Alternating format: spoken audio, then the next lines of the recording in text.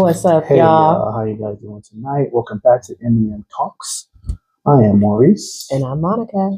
And tonight we are geeking out. Geek session. We're going in tonight on a couple of different shows that we're going to touch on. State of a couple of franchises and get a chance to kind of catch up on some movies and shows that have ended. Yeah, they've ended. We didn't get a chance to talk about it, but they were so massive. We feel like we owe our respect. Yes. So one of those is House of the Dragon. Yep. And the other, we're going to touch a little bit on Deadpool and Wolverine. Yes. It's been out for a minute, so spoilers are going to happen. So I don't know what to tell you. It's going to happen. Unless you've been living under a rock, how have you not seen it, or at least seen the spoilers? So we will definitely get to that.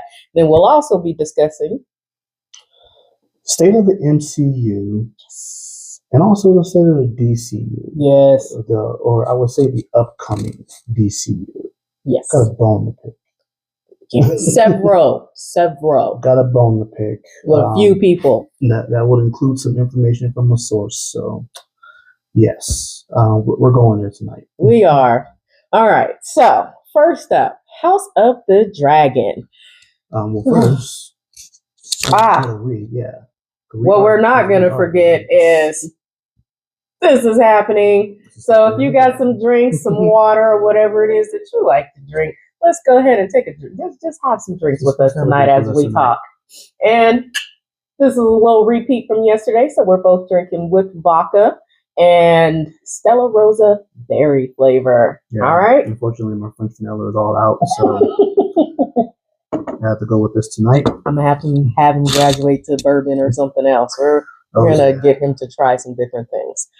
All right. Some of that shake. So now that we've got our drinks and whatever it is, your popcorn, we're going to talk. So let's talk about House of the Dragon. Oh. Boy. So. All of us Game of Thrones fans. I was a huge Game of Thrones fan. And still am. We can agree we hated the way that ended. That did not deserve the ending after all the time, the effort, just everything I put into watching all of that, and they ended like that. But we're gonna move on. So wasted. They did Jon Snow dirty, y'all. They did him dirty. But we gonna go, because after that we're gonna go back a few hundred years and let's talk about House of the Dragon. Oh man, this show's amazing. Plain and simple. It was just. I think when it first started, I had a lot of trouble with the first season, and I say that because I already thought the incest that was in Game of Thrones was bad. What in the... This next level. They tried to get a baby girl off to her uncle, and she was like, my mama said, I don't have to have sex with you until I get my period or something. What the... House Targaryen. I couldn't get past that level incest. I mean, we saw it all with House Lannister. Oh my goodness! Back in Game of Thrones. Know where to get it from? No. If you haven't seen House of the Dragon, you've seen nothing yet. Nothing. So I admit I didn't really watch the first season after that. I couldn't get past that. I was like, I can't sit up here and watch these babies be given away to these grown-ass men. Like, the fuck? So it took me a minute. My kids were watching it. Well, at least my girls were. And all my friends and everything were. And I'm just like, I just can't get past it. Till finally, we came to a season that, oh man, I got hooked. Not only did I get hooked, I had to go back and finish the first season. The first season, basically. So this season of the first season of House of Dragon was already stellar. Oh. This season just did not miss. It couldn't miss. Every single episode was just next level writing, directing, acting, storytelling, from top to bottom, plain and simple. It was so good, and even the slow ones. I would say my favorite part of this season was Damon. Watching his transformation Damon, was amazing. The Rogue Prince, Damon Targaryen. Damon? I feel like I'm saying his name wrong all of a sudden. Damon. His name is Damon. Damon Targaryen. So Damon, I have some issues with Damon. Like, I love Damon. Damon is just raw. Damon is Damon. But I had an issue with when we went into the part of him going through this journey of finding himself and all this stuff. And at one point, I was just like, okay, we're doing way too much. Yeah. This has gone on for too damn long. Let's get to the point here. But in the end, I understood why that had to happen. We needed to see Damon's transition. His transition, but we needed to see him break. We needed to see that light bulb go off in his head that finally said shit. Mm-hmm. And that vision that he had between Helena and that witch, that witch that was at what was that place called? Harrenhal. Yeah, so His journey at Harrenhal. Between the two of them, which I was like, oh, have they been working together this whole time? It makes sense. But showing him, he got to see his great-great-granddaughter, which is Daenerys. And I think in there, he actually thought that was Rhaenyra, because you only seen Daenerys from the back. You seen her from the back, and it was that when she was naked and she had her three baby dragons. Was born. Yeah, they were born, and all you seen was the back and the long white hair, right? So in the vision, I'm assuming, because of course he didn't know this was his great-great-great-granddaughter, however many greats that was. But he understood his role. Yeah, it was at that moment. It was just like, okay, she's supposed to have these. Him thinking that was Rhaenyra. He definitely understood his role in this, and his submission to Rhaenyra was freaking amazing. Well, let's jump back a little bit. Yeah, we got to go back. Let's jump back a little bit for those who have watched it. And if you are watching this video at this point and you have not watched it, you might want to, honestly, just so you can understand what you're watching. You do. But what we're referring to is he had the vision of the Song of Ice and Fire. He did. Well, we all witnessed the Song of Ice and Fire in Game of Thrones. Mm-hmm. And the dagger, the famous dagger that Arya used to kill the Night King. Well, that has been passed along every king. Well, at least from the Targaryen bloodline, going back to Aegon the Conqueror. And he told his dream, his vision, and his vision was a Song of Ice and Fire and the coming of the Long Night, which we witnessed in Game of Thrones. So that dagger had been passed on for generations, and we are following this dagger pretty much in this series. Mm-hmm. But the song was told to Rhaenyra, as we all know how the show is kind of turning out. It's the blacks versus the greens, and how the greens kind of pulled a Trump move. I'll say it. Yeah, definitely did. If you watched it, you know what we're talking about. But we were always House Black, just so y'all know. Yeah, we are House Rhaenyra over here. Mm-hmm. But the real, the true throne, the true queen / king, whoever's going to be, well, they are told this Song of Ice and Fire. They are, and it is a long tale. It explains the importance of why a Targaryen needs to be on the throne. Mm-hmm. Unfortunately, the directors of Game of Thrones went in a different direction. Yeah, we're never going to forget them for season 8. I'm never going to forget what they did to Jon Snow and putting Brennan on that goddamn throne. Like, really? And when you watch go through all that, and when you watch this series, you get even madder at the way season 8. You do, because there was so much more that they could have did with that they with Game of Thrones that they didn't. That would have been awesome to have seen and known, to see that detail going into watching Game of Thrones and then seeing this flashback from where everything started. That would have been great. But they didn't. But they didn't do that. But fast forward to what we're talking about. Daemon Targaryen, who is known as the Rogue Prince. He is the brother to King Viserys. And the uncle to Rhaenyra. Okay, hold on. That's where these... Hold on. Because this family tree is so goddamn weird. Because originally he was married to his cousin, which is his aunt Rhaenys's daughter. So he was married to her. She ended up killing herself. She made her dragon, Dracarys, and she's gone, with their baby. And then he ends up marrying his niece after that, Rhaenyra. So So he was the brother to King Viserys and the uncle to Rhaenyra, who is his wife. And he's a great warrior, great fighter. He is loyal to his brother.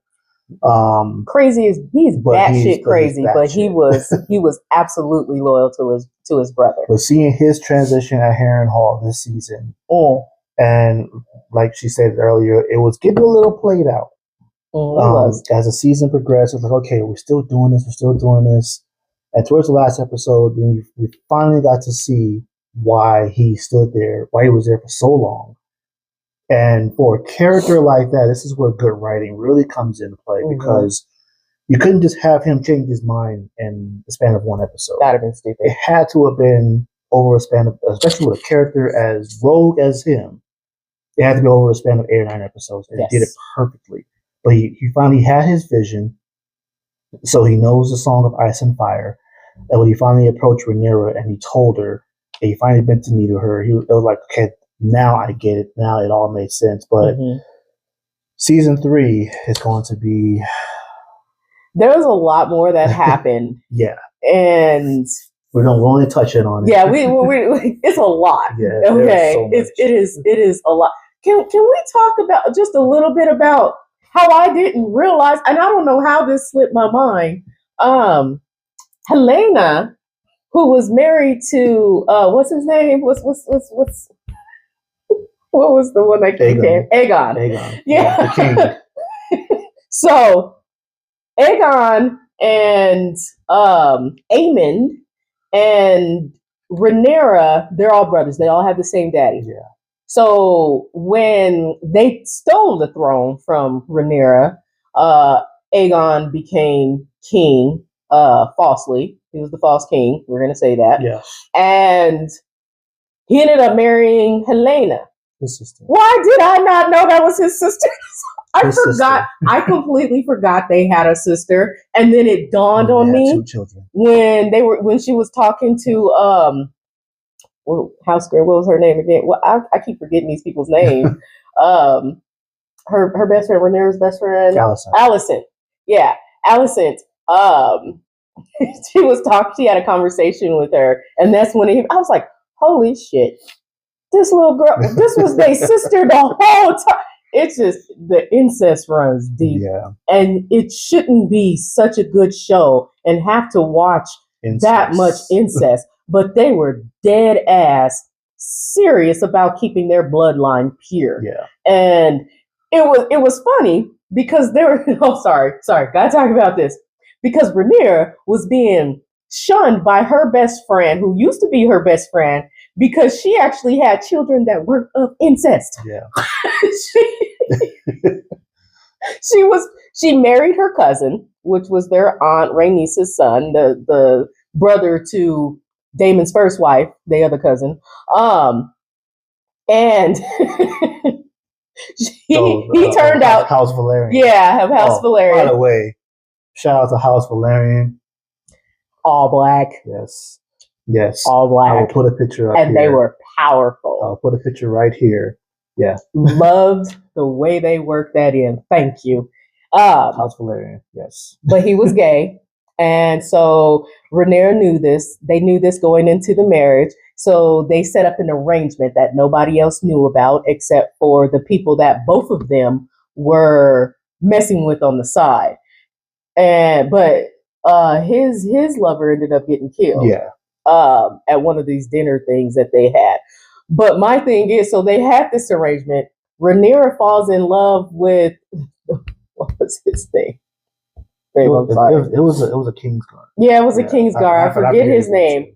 But she falls in love with him. So they were secretly, kinda, because her kids came out with black hair. So they were secretly messing around, and she ended up having kids by him. And then Alicent had the audacity to shun her for this. I mean, talking about Rhaenyra had a baby, and this woman wasn't even, the baby just came out the coochie, y'all, just came out, and Alicent want to see the baby, and Rhaenyra don't trust her. Yeah, Rhaenyra, because Alicent was thinking that she was getting ready to just like send her baby with somebody, but Rhaenyra didn't trust that heifer. She did not trust her. So she was like, she done told the maids, the nannies and them, she was like, no, I got this. She got up after just having a baby and walked all the way across this goddamn castle to the other side to where Alicent was, just so she can see that the baby didn't have white hair. And I was like, this bitch. Oh. I just, this bitch. Oh, she made me want to punch her in the neck. A few times. But yeah, so the incest ran deep, and it was just amazing. That amazed me, how they shun people for having non-incest kids. Okay, I'm sorry, babe. Go ahead. That's all good. But no, it's the series this season was really good. We got a bit of the Dance of Dragons. A little bit, and it was a hell of a scene too. Rhaenys went out like a G. I was mad at her, but she went out like a G. If you have not watched this yet, and when you start watching it, you're going to love Rhaenys. Yes, she grew on me. You're going to love Rhaenys. I was mad at her for giving her baby away. That never was. But that was Viserys' sister. That didn't actually happen. But it was Viserys' sister. She grew on me. She definitely grew on me. She was that wise, conscious part for Rhaenyra. So it was just like she was the queen that never was. Yeah. And it's almost sad because she would have been an absolute boss ass queen. Yeah. She really would have. And when she got over the fact that Rhaenyra was she was the rightful queen, and she thought, she had this, they had this little, House Valerian was not a fan of Rhaenyra because, again, their son married Rhaenyra, her cousin. But none of the kids were coming out. Well, yeah, none of the kids were half black, and they didn't have the white hair because House Valerian also had white hair. So, but not only that, they devised this plan to where their son ended up being killed, or he died, and they staged it like that. So he's not actually dead. No. They staged it so he can get away and live out his life because he wanted to be who he really is, which is gay. And so he shaved off his hair too. He did. He shaved off all of his white hair, and he rode away on the boat. So this whole time, Rhaenys and her husband, I forget his name too, they disliked Rhaenyra because they thought, Corlys. Mm-hmm. They thought that she had something to do with his death. They thought that she was the reason why their son, they felt like Rhaenyra murdered their son. Right. But she was a part of the plan to see him get away. Yes, she was just part of that plan to help him get away. And so they had that standing deal, understanding with each other. Yeah. So now you got these little non-half black babies with black hair that are trying to. One of them was going to, ascend the throne after Rhaenyra. That was her. And then the other one was to ascend the throne in Valyria. Valeria. Valeria. Yeah, I kept wanting to call it Valerian. On Valeria, he was supposed to ascend the throne. So they had issues with that. But Rhaenys, in the end, because of the boss that she is, she sucked that shit up because she knew what her brother wanted. Right. And she was very loyal to the throne itself and what it meant, the tradition of it. So she put aside everything she felt for Rhaenyra, and she ended up starting to help her. She supported her. She was that wisdom in her ear that Rhaenyra needed to gain a fucking backbone, because there was some times that I was just like, really, Rhaenyra? Really? Yeah. You gonna let them get away with it? See, they needed a me. But we ain't gonna talk about that. Rhaenys got gangster. She did. And flew out there and took down Aegon on his dragon. She sure did. Killed his dragon. I don't think Sunfire survived. No, Sunfire. He did not survive. But Aegon did. He survived the fall. But she wasn't actually the one who killed Aegon. Aemond, his brother, is the one that killed him, because Aemond, as you know, if you watch the show, you know Aemond wants that throne, and he can't stand his brother. He's psychotic. He is. Oh my God! Talk about him and Daemon. Yeah, you would almost think that was Daemon's son. We will be getting that fight. Yeah, we will. We definitely will be getting that fight, and you can tell it's coming. Daemon Targaryen. But he's the one who ended up, because he came in, he was going on his own crusade that was planned, but Aegon decided to get drunk, and he went drunk dragon riding. Ghost ride the dragon. He messed up the whole damn plan. And Aemon got pissed and took him out. He did. He said he laid low for a minute, but then he came in when they seen that Rhaenys was out. She was up there. I mean, she was tearing him up. Yeah. But her and her dragon are used to battle. They've been in battle before, so they are. Aegon and Sunfire have not. At all experience. So Rhaenys definitely had the leg up. She even had a leg up on Aemon. And but he just had the biggest dragon. Yeah. So Aemon, if you're unaware of anything that's going on, Aemon Targaryen claims the biggest dragon, which was not his to claim, Vhagar. But he did. And it was actually Daemon's first wife, his cousin dragon. Yeah. So that was her, and it was supposed to go to one of her daughters, but they were scared to try and claim it. So Aemon took it upon himself to do it. He ended up losing an eye as a child. But he does have the biggest dragon, and it did take out Rhaenys. It did in the end, but let me tell you, Rhaenys and her dragon put up a hell of a fight. She took on two dragons. She took Vhagar to the ground. She did. Yeah. She took on two dragons. She took down, and then it was Aemond who came in at the last minute after he was pissed because his brother just flew in drunk dragon riding and messed up his plan. So in the midst of it all, he ends up Dracarys and right at his brother. You can see Aemon Aegon looking at him too, just like once he realized, oh shit, are you really getting ready to do that? And he really did. So yeah, didn't think he was gonna survive that, but he did. Dragon did not. And the one more thing I want to touch on was actually really funny. So there's a part of this story where Rhaenyra is stationed on Dragonstone. If you watch Game of Thrones, you know Dragonstone is actually where Daenerys finally made her way to Westeros, and that's where she set up camp. So Rhaenyra sets up at Dragonstone, and she has a couple of dragons, some unclaimed. Mm-hmm.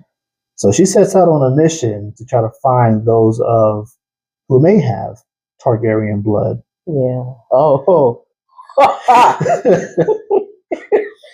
Word got out to King's Landing. There's some people that are like, they can't stand the High Tower regime. Because Aemon, they're starving them to death. So, Aemon is the acting king right now.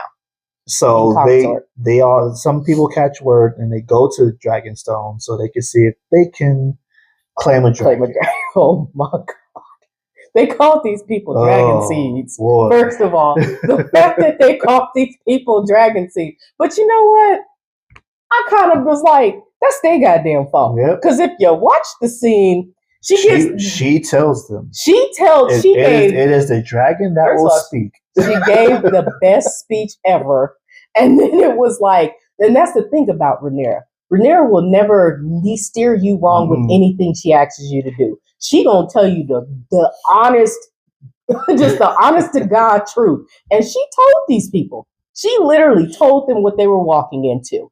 And then you go to they're walking out to this edge. So First of all, why the fuck they all follow her all the way out there when you know this big ass dragon? Because it's the second biggest dragon to Vagar, Right. and it was her father's dragon. This was Viserys' dragon, Vermithor. Vermithor. Yeah, Vermithor. And that motherfucker, he's older.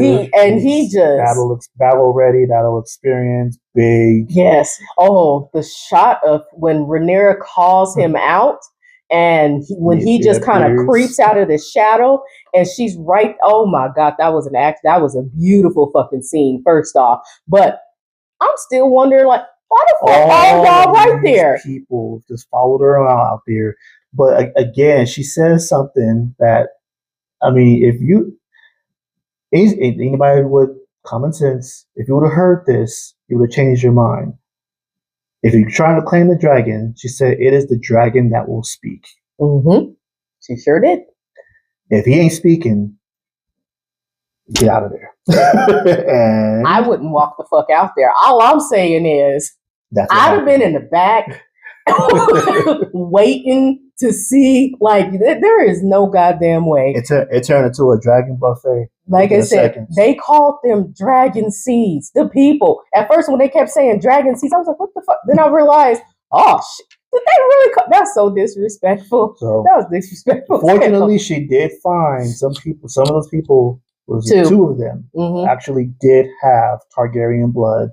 And they did claim one of them is actually a direct descendant. Yeah. He is the son of Rhaenyra's dad, Viserys. It's his sister. Yeah. And so he's the direct bloodline. So he's the one who claimed Vermithor. And I thought he was going to die there. The other one of the drunken dude that was he was Silverwing. Yeah, he got Silverwing, who played with them for me. Yeah. It was so funny. But then the other dragon, Sea Smoke. He sought out his rider. Sea Smoke left and went and found his rider, which was another Valerian. Yeah, so he was the son of Corlys, who is the head of House Valerian right now. Black. Yeah, and he black. So, but they were there was two of them. They were brothers, but they were his bastard children. Yeah. So they didn't grow up with Corlys. They didn't grow up in House Valerian. They were with their mother. They were poor and stuff like that. And then they so happened to start working because Corlys knew his children. Mm-hmm. And so he brought them on to work with him because Corlys owned the seas. Yes. The House Valerian owned the seas. So it was the fact that Corlys's oldest son, well, not his oldest, because the one on the boat, that's the oldest, right? No, his oldest was the one that Damon killed last season. Oh, yeah, he did. No, wait, I thought that's his brother. That was his brother. Oh, yeah, no, that was the one that had he basically called Rhaenyra a hoe, and Damon sliced his head off. In front of everybody. That was funny. No, but I'm talking about his sons. It was not the gay one, but the There was there one more? Yeah, the bald one, the one that kept shaving off his white hair. Oh yeah. Isn't he the oldest? Out of those two, yeah. Yeah. So he's the oldest. So his second oldest is the one that was married to Rhaenyra, the one that left. They had that understanding. And that was his dragon. Sea Smoke was his dragon. So knowing that these two bastard children of Corlys's, he smelt his rider's blood through him, and there was a scene. There was a prior scene to where he was going, because he was always leaving, and he was always leaving and just doing shit because he was getting restless because his rider was gone. And it was like you can almost, for me, it seemed like he can almost smell him but couldn't find him. And then finally, he did one day flying over the little village that they were at. He was on like the beach, the ocean side. And then he just finally, when it was like he knew Rhaenyra was finding riders for the dragons, so he just took off. Bruh disappeared and was like, "Look, y'all got this. I know where my rider's at." So he literally went and got his. He claimed his human. He sure did. Scared the shit. I'd have pissed on myself with that dragon dropping down in front of me like that. But yeah, so, and he ends up pretty cool. He ends up being pretty cool. And he tells Rhaenyra, because Rhaenyra finds out that Sea Smoke has a writer, and she ends up going to meet him.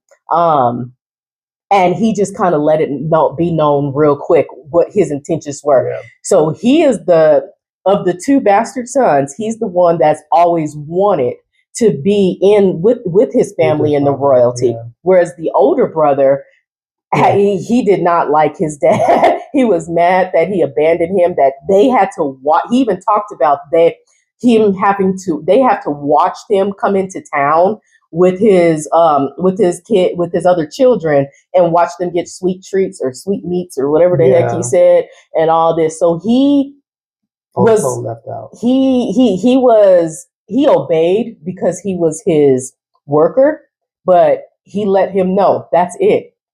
That's it.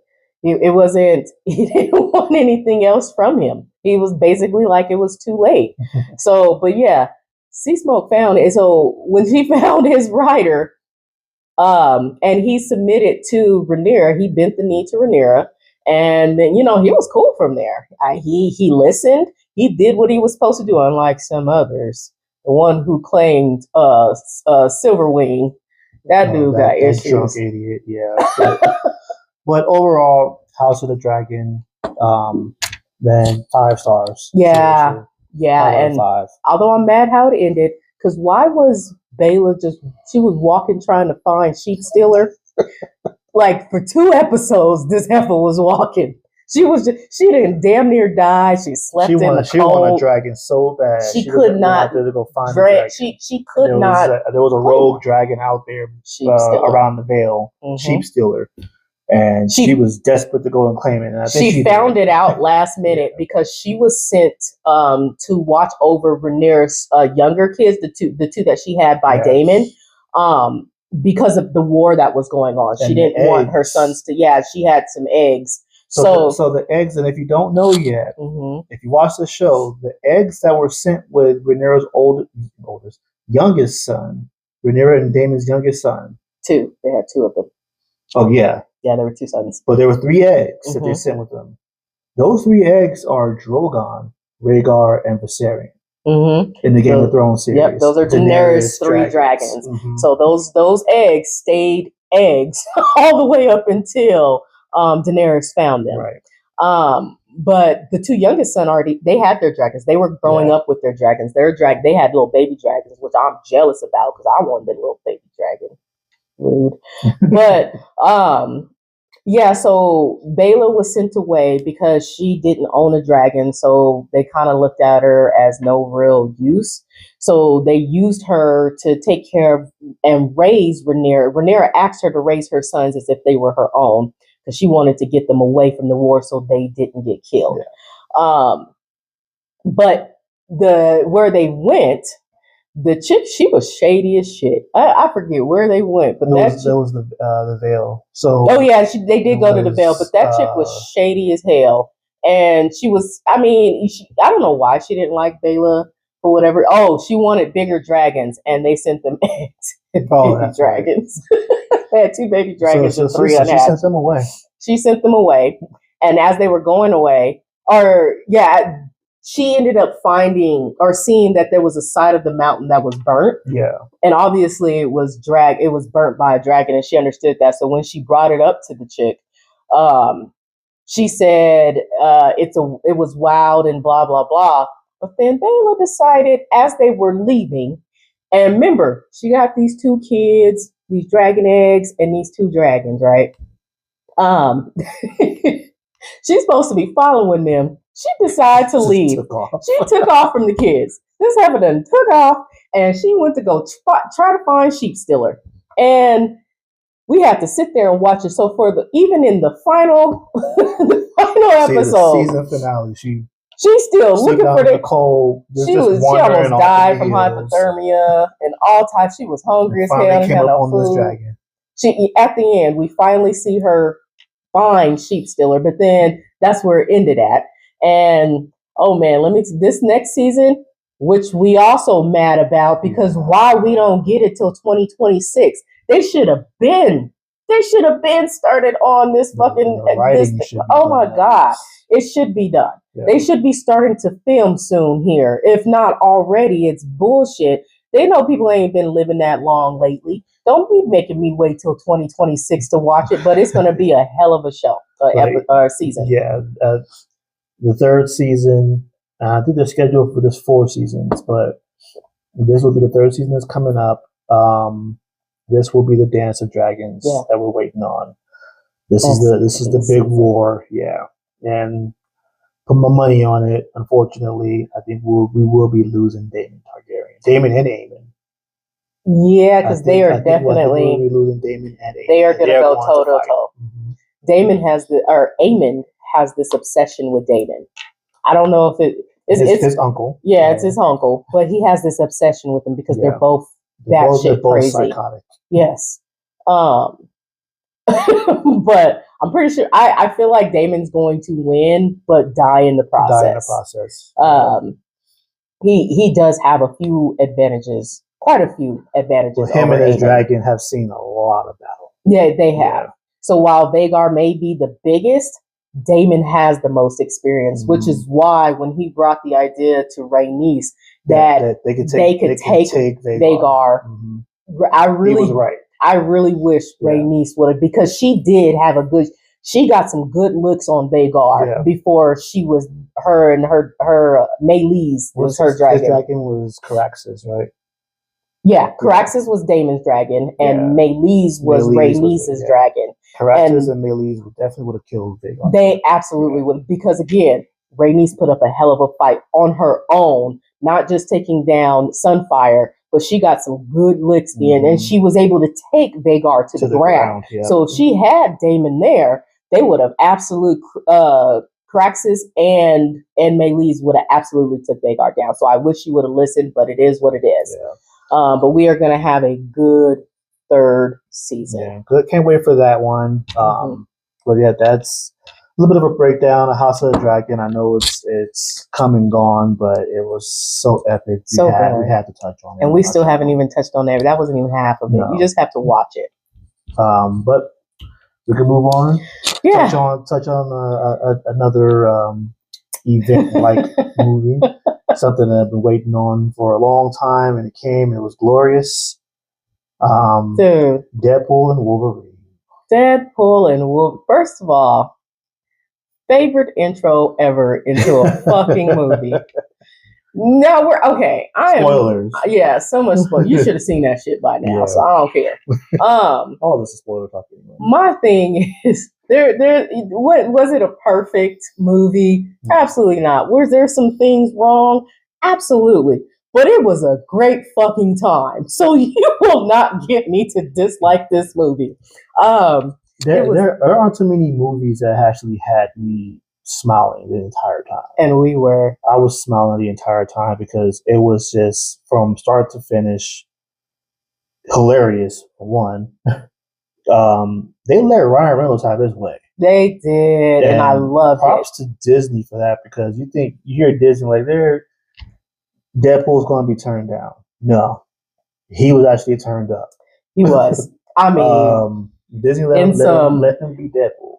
There was some ways, Stephen. I was like, "Woo!" There were some words. We're doing this on Disney, huh? Okay. But I just want to say that intro.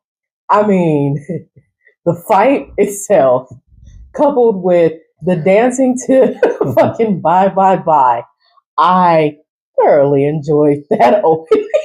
It was way more than I should have. It was funny as shit. It came out of nowhere. It did. It was so surprising. I could have imagined a bunch of different things. I didn't imagine that one.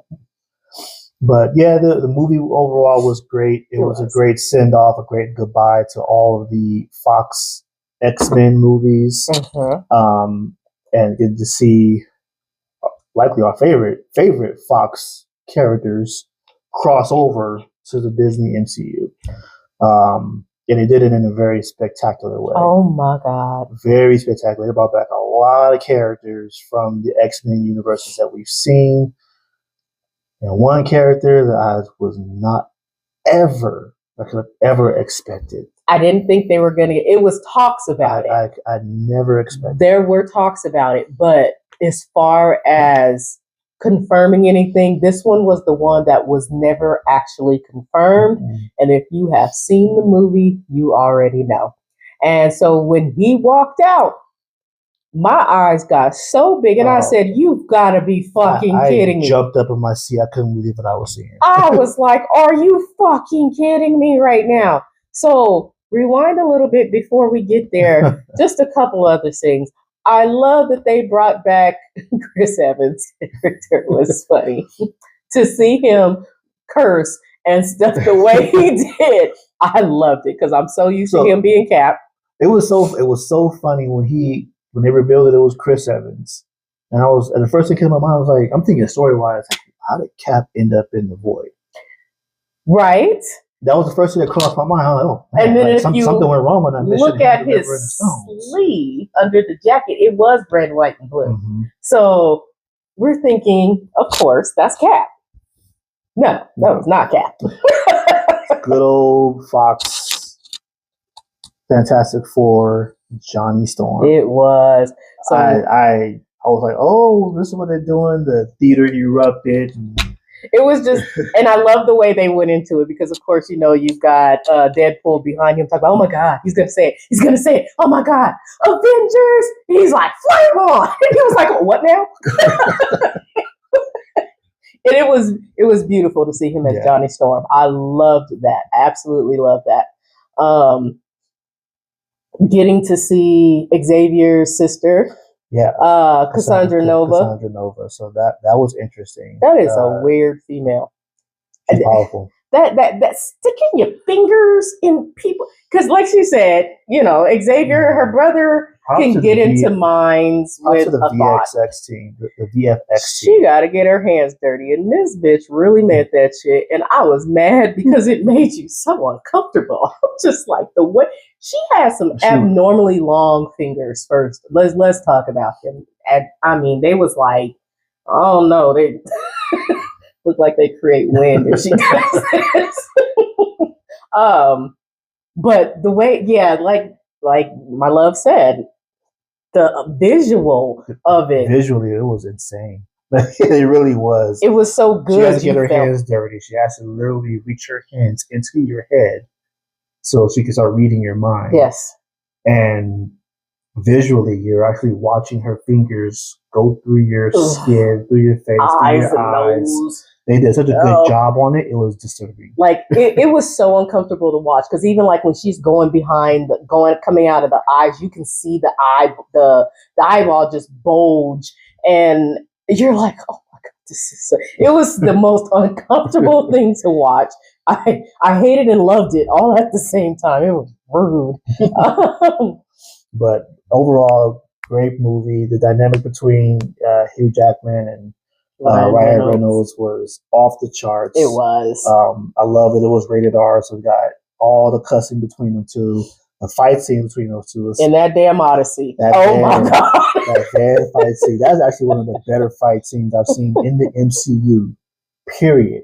Out of all 30 plus movies, was that van fight scene. It was such small confined space, and they were going at it. Mm-hmm, mm-hmm. They were going at it. I was like, okay, this is getting intense. It ain't stopping. And, oh man, here we go. Like they're really going at it. Then when you get two characters who can't die, and that fight goes on for fucking ever, and it obviously did because they fought until the morning, and then all of a sudden the Odyssey drives away. Somebody gets in, you see the boots, and they drive away, and that's when we get to my favorite scene. Because everybody's favorite scene. They get thrown into this like cave like little thing, and I kind of Elektra. She was the first one to come out, and Jennifer Garner's Elektra. Yes, returned Jennifer Garner's after 20 plus years. So why she look so good though? Yeah, she ain't Asian at all. She looked really good. She still looked like she did when she played Elektra. She's pulling a Paul Rudd at this point. And yes. So I'm like, damn, she looked good in the out. I was never a fan of Elektra, I'm not gonna lie, but to see her come back after 20 years? 20 plus. Yeah, it was like that was awesome. Loved seeing that. And then That second one. It was the one that there are people that I know that literally screamed in the theater like they were girls. My son was one of them. Yes, DJ, I'm talking about you. But out from around that corner walks out Wesley Snipes Blade. And you're like, I was like, you are kidding me. I was speechless. That doesn't happen a lot. Like, so Blade after all these years. You see the figure and you know instantly. I mean, he's not as bulky, as built as he was, obviously, because he old as shit. Yeah. But you see, it was absolutely Wesley Snipes' Blade. And I was shocked. I was speechless for a minute. I couldn't believe what I was looking at. And then when it hit me, I'm just like, ah! Like it was like that excitement just hit me all at once. And I'm just like, I was going crazy. Just a little bit. I went nuts. And for all the old heads to see. Man, I mean, there's a lot of stuff people talk about this movie. But one thing that stands out to me as a fan, I actually got to see a movie where we had Wesley Snipes' Blade and Hugh Jackman's Wolverine in the same movie. That still blows my mind to this day. When Babe first mentioned that, I just had to really sit back and think about that. Like, you are absolutely fucking right. I never thought in a million years I would get to see that. It was never even a thought because I didn't even think it was a possibility to see Blade and Logan in the same movie, and Wesley Snipes' Blade at that, and Hugh Jackman's Wolverine, the two OGs, in the same fucking movie, the two originals, yes, the two OGs of this whole thing in a movie together and fighting together. It was beautiful, and Snipes can still move. Oh, he can. They all did. Snipes can still move. So did Jennifer Garner. It was just like they still had it. And you can absolutely tell age on Wesley Snipes, but he still definitely was able to move. And then number three that came out. This would be my aunt's favorite. She was a big fan of his. This man has been wanting this character for so fucking long that he finally, and the way they did it too was beautiful. Seeing Channing Tatum as the Gambit. Gambit. Finally, after all these years of X-Men movies, well, I'm not going to talk about X-Men Origins Wolverine because that Gambit was terrible. But we finally got the right Gambit. And they gave him the original suit.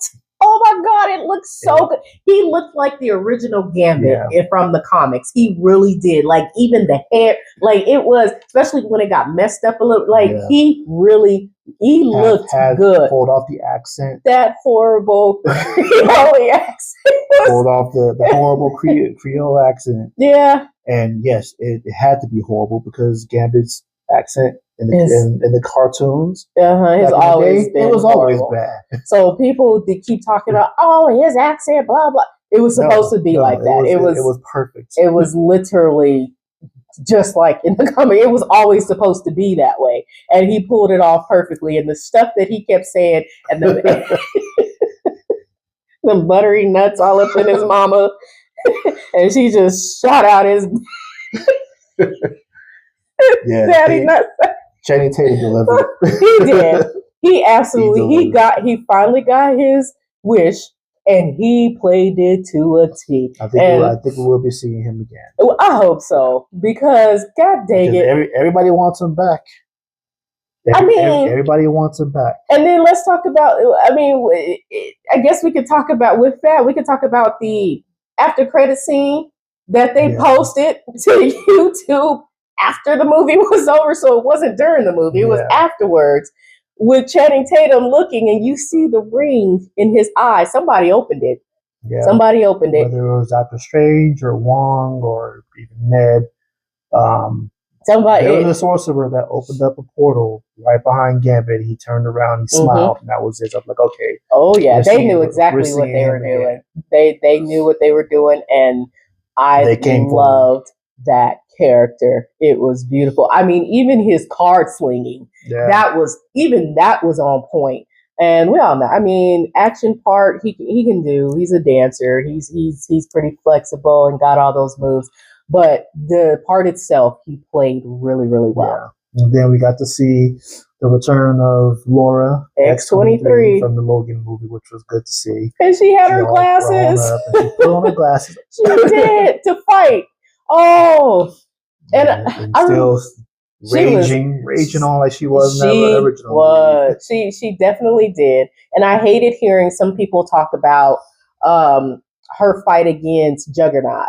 So first of all, there was some debates there that didn't make any sense. It made zero sense, because if you think about it, people hated that she was able to take him out so easily. To talk about, she would have never been able. She shouldn't have been. Yes, the fuck she should have. She should have, because the only way him claws, and she went for his Achilles. The only way Juggernaut cannot be stopped if you let him gain momentum. And she did just that. Mm-hmm. She took out his fucking Achilles. So that shows not only how savage she is, but how smart she is. So, yes, she absolutely could. And then she did the jump up. Just like Logan. But yeah, so, I mean, just the fighting in all of it, period, with all of them in the same scene, fighting together was beautiful. It was a masterpiece for me. I loved it. That was Deadpool Wolverine. Great movie, extremely funny.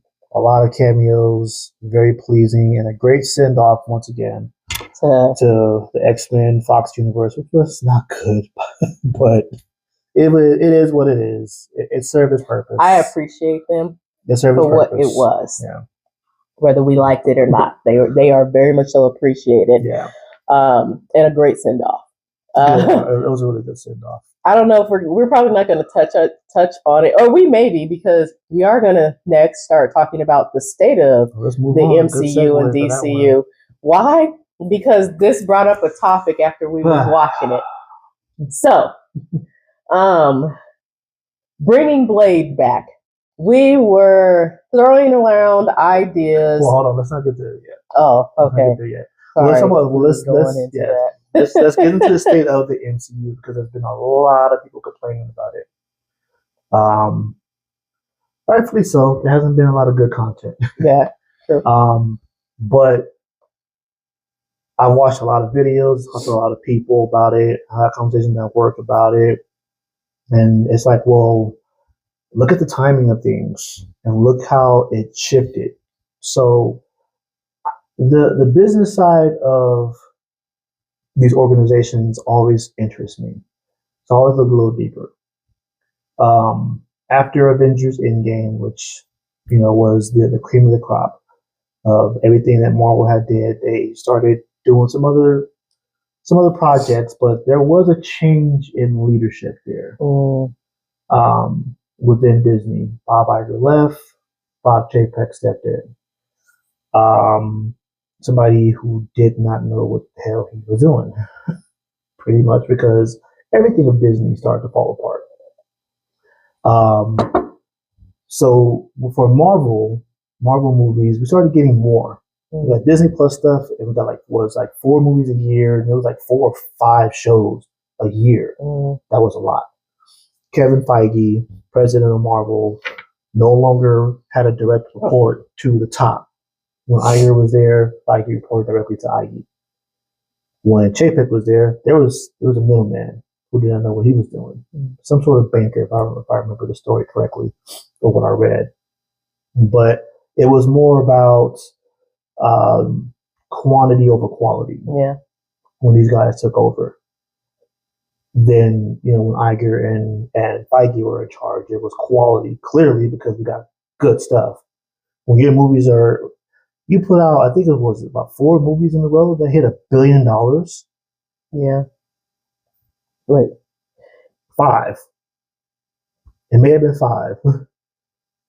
Civil War, Black Panther, Captain Marvel, Avengers, both Avengers movies. Oh, yeah. Yeah. Yeah. Once it was about $5 billion back-to-back movies that hit that $1 billion mark. So you're putting out banger after banger. And they're all good quality movies. And all of a sudden, yeah, quality is going to dip because not only do you take away the power of the president, Kevin Feige, but now you're ordering so much work. Now you got to bring in some writers, some VFX artists, some editors that just aren't as experienced. And that's where quality and product starts to dip. So we got, for Disney Plus, there's a ton of stuff with Disney Plus that came out. As a fan, you hear all this news, like, oh man, we're getting this and that. But I was one of the few that's kind of like, man, we're getting a lot. Well, I wonder how they're going to do all this. And me, I was over here like, yeah. I mean, it's exciting because of the characters they're announcing in these shows and movies. Was like, oh, this is going to be good, but it was like, man, they are doing a lot of shit. Like, how is it going to be everywhere? Start off with WandaVision. WandaVision was great, brilliant show. If you haven't seen it, go watch WandaVision. It's really good. Well, and then Falcon and the Winter Soldier came. That was good. It was good. Loki came. The best, but it was good. Yeah, Loki came. That was good. And then there was a lot of I can't even remember the shows. Only one I actually remember, Moon Knight, which I liked Moon Knight. Moon Knight was okay. I liked it. Acting was phenomenal. It was so perfect. The acting was really good. Perfect. When you're playing a character that has a split multiple personalities, that's always interesting. Yeah. And then surprisingly, Miss Marvel was excellent. You know, it got a lot of slack. It did. I liked Miss Marvel. I didn't go see it in the theaters. I waited. No, that was the Marvels. Oh yeah, that was the Miss Marvel. Miss Marvel. Oh my God, the series. We're talking about the series. I didn't jump to the damn movie. I love that one. Miss Marvel was really good. Kamala's family made that show. Her family was they hilarious. Had a real react. They had a real family react. That would be me if one of my kids had powers, which I told them already. They are a disappointment because they don't. But yeah, loved it. Miss Marvel was really good, and then the movies that came out. Now here's where, I mean, Marvel started taking some hits from these movies because they weren't good. Shang-Chi was good. Beautiful choreography. Was really good. Beautiful visual effects. It was just a beautiful, well-made movie, and we need more of Shang-Chi. Where the hell has he been? Seriously. Where is Shang-Chi? Need him. Love the movie. Yeah, the movie was really good. So they hit on Shang-Chi. Boy, did they pump up Doctor Strange and the Multiverse of Madness. And for me, that movie was a letdown. It was. For me, I think it was more of the direction they decided to go with it as far as the storyline for me and what they did. It was a letdown. It was. I mean, there could have done so much better. I had my doubts about it when they announced the director. Again, I am a bit of a writer, and my knowledge is pretty deep in the world of writers and directors, things like that. So I'm not a fan of Sam Raimi. Haven't been, never have been, probably won't be. When they announced that Sam Raimi was going to be a director, I was like, okay. The same, Spider-Man 3. Tobey Maguire's Spider-Man 3. This is where we're going. Ash and the Evil Dead. This is where we're going. And sure enough, Ash pops up in the freaking movie. But,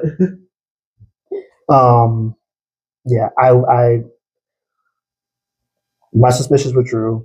It just wasn't good. I'm like, okay, what are we doing here? And then, off the top of my head, I'm trying to remember. Shang-Chi was good. Doctor Strange was not good.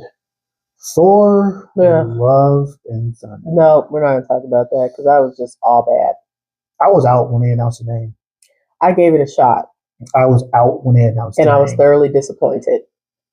When I saw the announcement of that movie and the name, I was already done. I'm not a fan of Taika Waititi and in his movies. I'm not. I did not like Jojo Rabbit.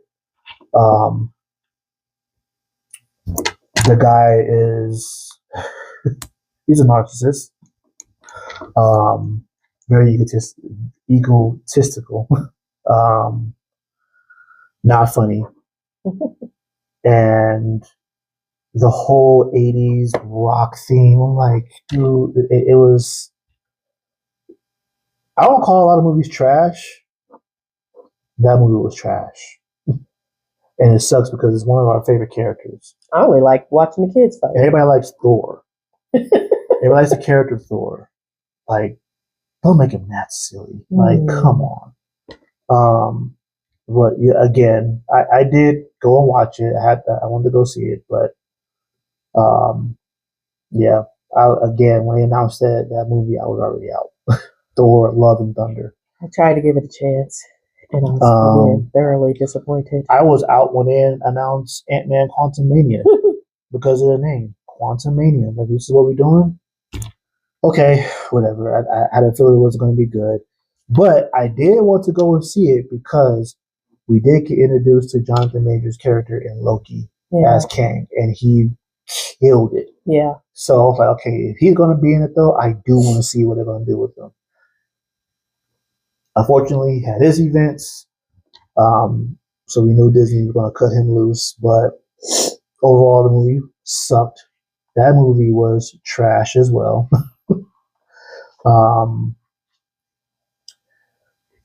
And then they had Eternals.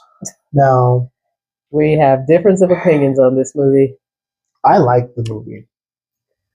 I didn't like it too much. I liked the movie. It wasn't horrible, but I didn't like it too much. But walking out of the theater from that movie, I knew it was going to be a divisive one. I knew that people were going to like it, people that weren't going to like it. I knew I liked it, but the problem I had with the movie was, as far as the story and what all these movies are doing, what the MCU is doing, everything, where does this even fit in? Like where we left this movie with a giant hand sticking out of the ocean. This was 2021 when this movie came out. For me, there was just so many things wrong, and I mean, they left so many things. So this is how you know there was so much more content going on. It was quantity over quality in the MCU. We're just now with this new Captain America movie that's coming out next year, which I'm excited to see, addressing the giant hand that is sticking out of the ocean left from it's been there all this time. Movies. Nobody talked about it up until it's going to be discussed now. So we just, but that's only one thing that they're finally addressing. There's another thing they got to address, because at the end credit scene, we hear the voice of Blade. We do. In the end credit scene, that last voice talking to Dane Whitman as he's looking at the sword was Mahershala Ali's Blade. Yes. Where are you going with that? I forgot about that. Yes. Where are you going with that? There were too many things left in the air for this movie for me. There were too many things that I didn't personally like Angelina Jolie's character. I love her character. I don't know. For me, it just didn't. It did and it didn't. I didn't care for it. Like, I didn't hate it. She had a glitch. And whenever she glitched, she whooped their ass. She did. We know Angelina Jolie. She's a good action fighter. I mean, we've been seeing her in a number of things. But it just didn't do it for me. But again, there was still so many other things that was in that movie that was just kind of, it was just left with nowhere to go. And I hated that. So while I didn't hate the movie, I'm not going to say it was like a bad movie. I just didn't care for it. Actually, I liked the movie. That was well done. But my problem with it was I felt like it didn't fit. It didn't fit in the story arc or the storyline period of the MCU. And it's proved this point because we're just now getting to something from that movie. So been there all this time. Yeah, Spider-Man: No Way Home was fun. Going around it. I liked No Way Home. No Way Home was fun. There's not too many complaints I had about that. The big thing, I guess, coming out of that movie was nobody knows who Spider-Man is anymore. Yeah. I did love seeing Arthur. I did love seeing not just Tom Holland, but I love bringing back Tobey Maguire as well as Andrew Garfield. Having those 3 Spider-Mans in there was pretty cool. I am interested to see how that spell does work, though, because if it only affected people in the world, there are some people off-world that do know that Peter Parker was Spider-Man, like Captain Marvel, like Thor. They knew who he was. So, see how that plays out. I don't know how it's going to play out, but I hope they've taken into consideration as writers. But I would happen to think it worked on them too, just because in the spell at the end, they had creatures coming from different multiverses that were breaking through to come get Peter Parker. Yeah, but were they only Earth-based though? That is true. That's my question. If they're only Earth-based, and there are people off-world that still know Peter Parker is Spider-Man. But then we move on from that. Shout out to my grandson, the oldest one. He is a huge Spider-Man fan. Yes, he is. I mean, I know yesterday I had the Miles Morales, and today, honestly, I'm a Wonder Woman fan. You know me, you know that. This was bought. I had a whole outfit because my grandson, his 3rd birthday, the beginning of this year was Spider-Man themed, Miles Morales. So I had the whole, fit going on. But he loves. I don't care what we doing. It's always Spider-Man. Spider-Man. He want to watch Spider-Man, and he walk around going. He got a little Spider-Man freaking punching bag thing going on over there. And let me tell you, him and Spider-Man be going around. They be going around. And then it's so cute because then he'd be like, Parker. He goes around talking. People I'm like, you want to watch Spider-Man? He's like, yeah, Parker. But and it's funny because he remembers Peter Parker's name, but a lot of times he thinks it's Miles Morales because his party was Miles Morales themed because he loves Miles Morales, but he's always constantly hearing Peter Parker. So everybody in a Spider-Man suit is Parker. But we move on to, so this is definitely a topic of discussion, and it is one that does bug me in a lot of different ways. That is Black Panther: Wakanda Forever. There's a lot of people out there that did not like it. I'm one of the people that absolutely loved it. And there's a lot of things when I have this debate, and I watch different videos, and I debate with other people, other fans, including her. Yeah. A lot of things went over people's heads, and I'm like, are you serious? So let's have this discussion. So I wouldn't say things went over my head. My only issue with it was that it was just jam-packed. I didn't hate the movie. I actually liked the movie. I was in that I like it, but it wasn't what I thought it would be. I'm in that area.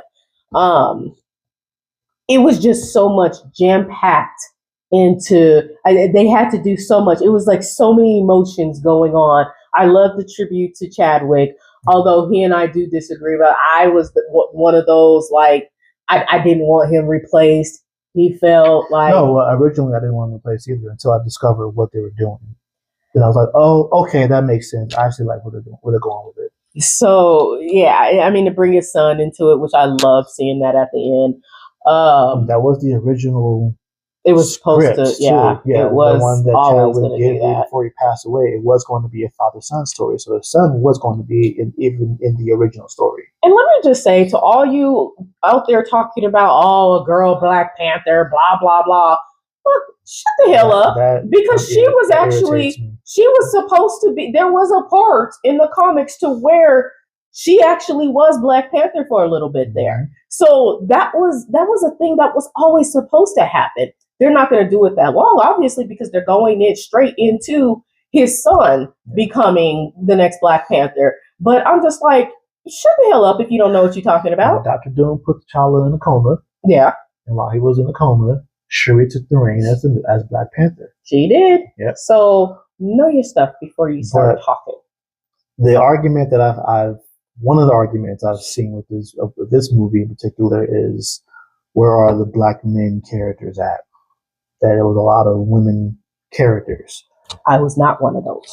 The argument bugs me because, for one, from a story perspective, where are you going to find one at? How did Black Panther 1 end? And then what happened between Black Panther 1 and Black Panther 2? We did lose our main character. I did not get replaced. Go back and look at the end of Black Panther 1 and count. Let's do a head count. You had the Queen. You had Shuri. You had Nakia. You had Okoye. Io. Helador. There were already more women characters than there were men characters in this movie. M'Baku, T'Challa, Agent Ross. Killmonger died, so you already had a lot of strong women in this character in this movie. Unless you plan on bringing in somebody brand new, which wouldn't have worked. That wouldn't have worked. I would have been upset.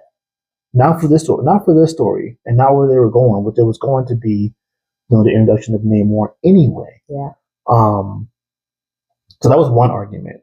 The other argument that I've seen and I've had as well is, well, he made Wakandans look weak.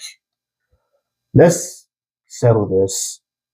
So I really hope people are watching this. And those who have that argument, listen up. Listen closely. Real close. The Wakandan army, the Wakandans in general, were not weak. They basically went up against an entire army of Black Panthers. Yeah. Think about it. That entire, you could call them a race now, because that's what they were. They were their own race. Were born from the same elements of the heart-shaped herb. Yeah. Which is why they were able to live underwater. Yes. The fact that the Wakandan army was able to hang with this entire race showed how strong they really were. Not only were they an entire race with Black Panther-like strength, they also had vibranium. They did. So where is this, the Wakandans were made to look weak, coming from? That's one of the things that went over people's heads. I'm like, how did you guys not catch that? I don't understand it.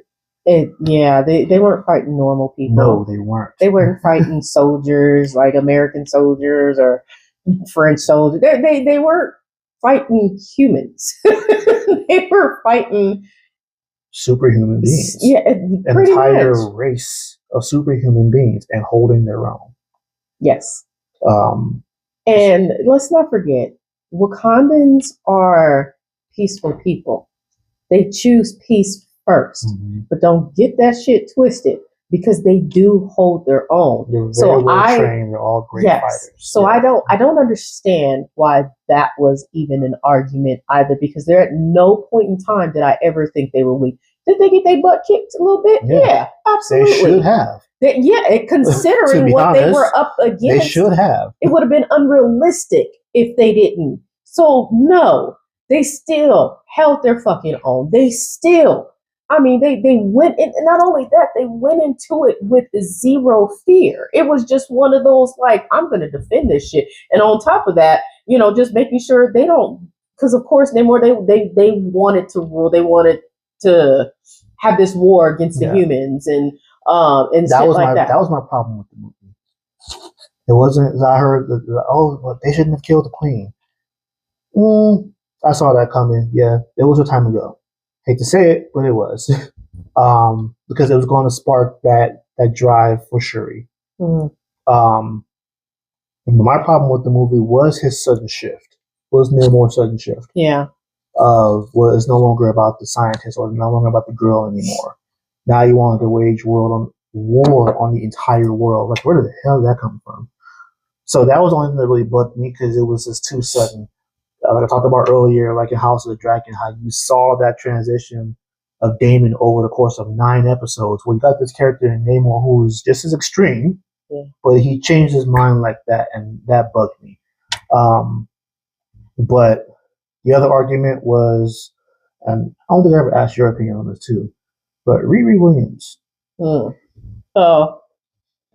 my thing with Riri was they did not, and I'm sorry, y'all, I got a little bit of sniffles.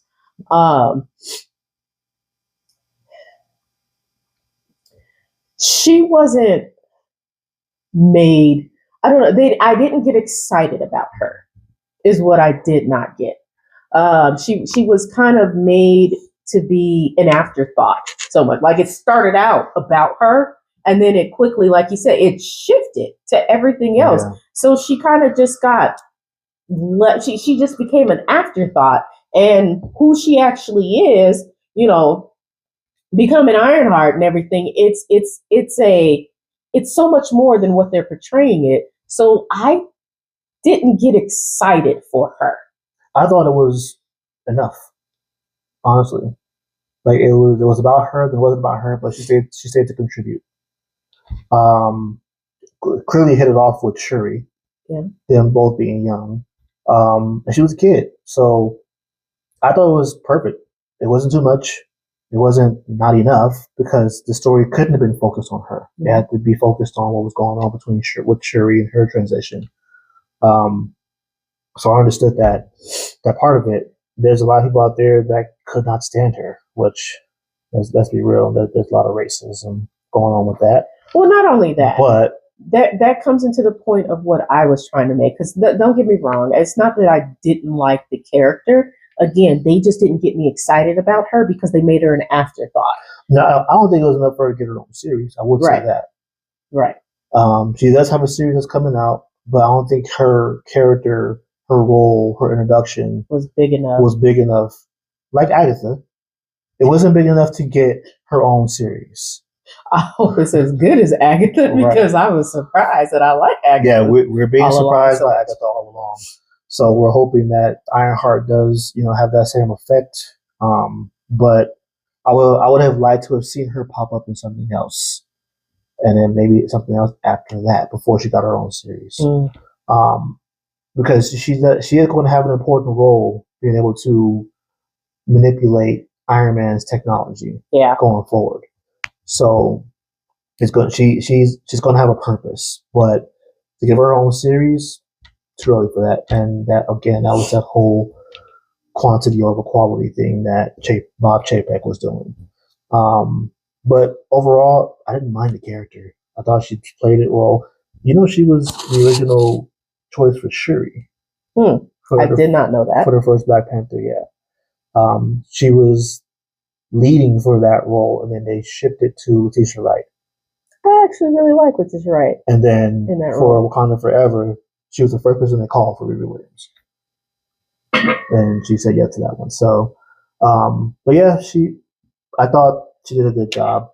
Overall, I really like Wakanda Forever. And I guess the biggest reason why I like it, not necessarily it had to do with the movie, but what Ryan Coogler, one of my favorite directors, what he had to do. Because the original script was done. It was done. Chadwick Boseman had actually read it. They were ready to get going on it, and he passed away. Yeah. And he started all the way over from scratch and still delivered this type of story. Definitely much respect. So yeah, that's one of the reasons why this is one of my favorite movies. One of my favorite ones in the MCU, honestly. But that's my argument for Wakanda Forever. I will challenge anybody who wants to put that movie down. I got you. Let's have that argument. I want the smoke. We can have that argument. Seriously. But where is the MCU going now? Where is it going now? And do you still have? So let me ask you this question: do you have faith? And you guys can answer this too.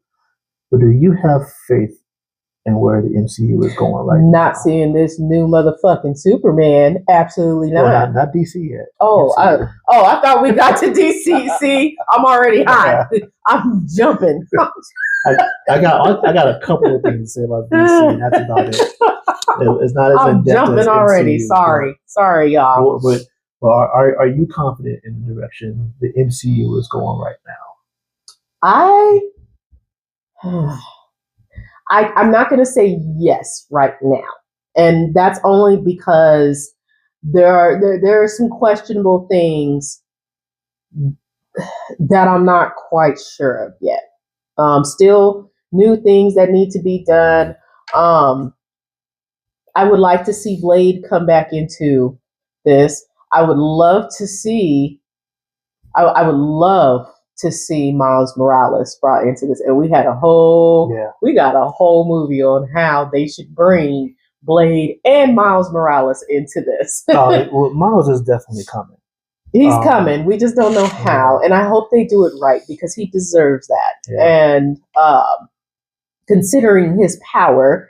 And if you don't know, Miles Morales is a lot more powerful than Peter Parker. Yeah. So, well, with this new deal that Sony and Marvel is doing, which I got a theory on that, because I do believe Miles is a part of that, but I believe that deal is centered around Morbius.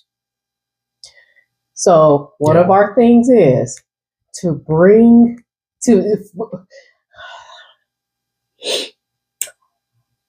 How did we discuss this? Because it was just it was trying to bring Blade out of the shadows, and who can do that? So we were having a discussion one day, and my creative wheel started spinning on how to bring Blade into the MCU. Now, as you guys know, for those who are MCU fans like us, Blade is taking forever to be made. I mean, am I going to still be alive? Come on now. That is the one movie that it keeps running into problems. And I talked to a couple of friends, and I have to think about it myself. If I was a writer, for the longest, until I came up with this, I wouldn't want that project either. Because there's so much that you have to explain in there. Like, where's Blade been this entire time? We could say that, I mean, with Deadpool and Wolverine, he's been in the void all this time. Or in another universe, if you want to do the whole multiverse thing. But that's getting played out. Yeah, so it's just one of those, there's a lot of explaining that needs to be done as far as bringing Blade back into this. So we were going back and forth one day, and we came up with this. We're just throwing out. Yeah. Geeking out, like how would I and I put some thought into it, how would I bring him in, and how I will bring him in will have to do with Miles Morales, and Morbius, So I hate that movie, by the way. That movie was terrible, but it would have to be done. I mean, this would have to be a Spider-Man movie. It would have to be this the way we thought about it. It would have to be a Spider-Man movie. And it would include Peter Parker as well as Miles Morales. As well as Miles Morales. Having to invest, I'm going to see if I can remember this correctly, having to investigate all these vampire killings going on. Wasn't that where we were going with that? There was some killing. He was investigating some deaths. And gosh, we should have wrote this down. It was so good when we was actually talking about it. Yeah. And we went down a whole rabbit hole with this. I forgot. I honestly forgot. But it definitely had to do with Peter Parker coming across, he was investigating some deaths or something like that. And Miles was, and he brought in Peter.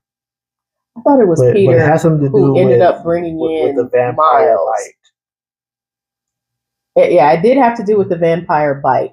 But the only person that could draw out Blade at this point would have been Morbius. Oh, okay. I think I remember it. Because, no, they needed the help of Michael Morbius, who was a scientist at the time.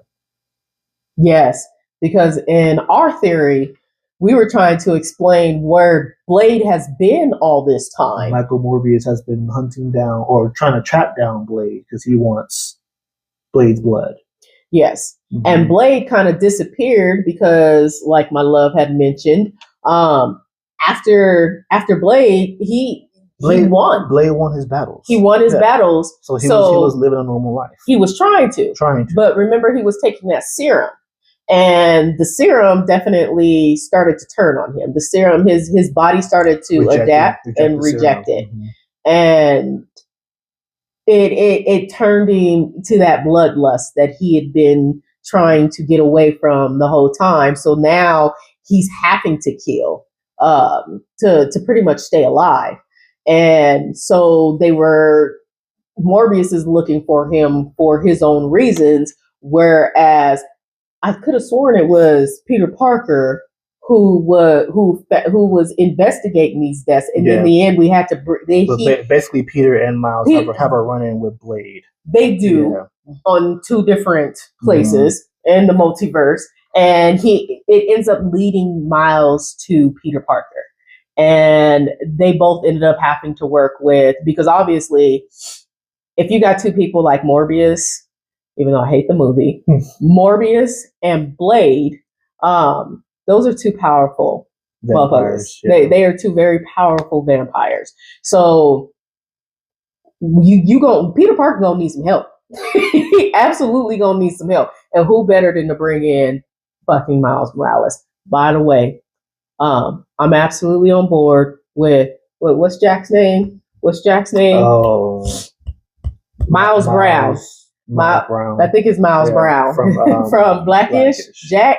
Yeah, absolutely on board with him playing Miles Morales, because I mean, the look, he has it all. I'm all for that. But anyways, Peter Parker gonna need some help trying to, because obviously Morbius is gonna go off into his own thing once they do find Blade, and Peter Parker ain't gonna be able to control these two by himself. But Peter and Miles were able to create a new serum for Blade, and then they end up hunting. And them together have a better chance at taking on both Morbius and Blade. So yeah, I mean, it was a much more in-depth rabbit hole that we went into with this, but that was kind of, I was like, that's a way that you could introduce Blade into the MCU and Miles Morales, and bringing Morbius back. Yeah, you would need Morbius character to be involved. That movie was horrible. It's a good way to get Miles Morales involved. So that was a little bit of idea. Yeah, that's just some theories we be throwing around. We do that from time to time, to where we'll get a thought, and then one of us would be like, "Oh, but what if?" And then we just play off each other, and we just go really down this rabbit hole of our own fucking way. Yeah. But I understand why it's been tough to try to come up with a story for Blade. It's like, who actually wants that story? Because there's so much you have to explain. Like, I know people are getting they're getting upset where Blade at, why it's taking so long, yada yada yada. Like, look, there's a lot to explain about Blade. Yeah. And vampires, for that matter, in the MCU. We've heard it from time to time with a vampire bite. Hell, even in Added All Along. Yeah. We heard about a vampire bite. Yeah. But where they been this whole time? Where were they during the snap? They're not considered alive. So when Thanos came and he snapped, and there's only half population on Earth, vampires would have a field day. They should have been feeding like a mug. They would have had a field day. So it's you gotta make up ground. Yeah, where they been at all There's a whole lot of ground to make up if you're gonna bring in Blade. So it has to be done right. So I understand why it's taking so long. But it still needs to happen. Yeah. Let's not get that. It needs to happen. And it needs to happen while I'm still alive. Don't be lazy. And I don't want to be Wesley Snipes' age. And don't be lazy and do the whole multiverse thing. No, let's be a little bit more creative. A little bit more. I personally don't mind the multiverse, but I still need more creativity, is what I'm looking for. But for the overall, the MCU, I'm not giving up on it, obviously. And I think it's definitely on the bounce back with leadership changing and all of that. But next year's movies are going to be pretty important. They are. That's why I'm unsure. They're going to be pretty important. Thunderbolts, Captain America. And I actually like the Thunderbolts trailer. I really want to know what that's about. Yeah, I like the trailer. The trailer was actually Captain America is introducing that teaser trailer, adamantium into the MCU, best thing ever. Fucking loved it. Yeah. We have a theory that there is an undercover Dora Milaje in that trailer that's going to be in that movie. Really, it was so obvious. Yeah, I think it was pretty obvious. But it would make sense. Yeah, it does. Like, why wouldn't they have why wouldn't they be involved? Especially, we're dealing with adamantium. Right. I mean, Why wouldn't they be involved? To find something, because the Wakandans, of course, and vibranium, and to have something else out there like vibranium, not vibranium, adamantium. And it's like, why wouldn't they want to know more about it? And things like that. So to have a sleeper agent. But with it being in the ocean, my theory is boats just going around it and shit. We may get a cameo of Namor in Captain America 4.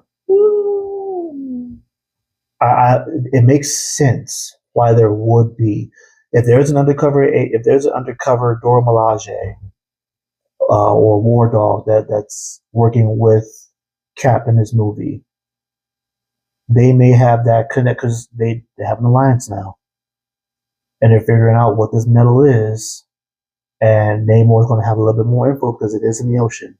Let's not forget, there is a Black Widow is one of the agents too. Oh yeah, that's right. So why not have a Dora Milaje? Yeah.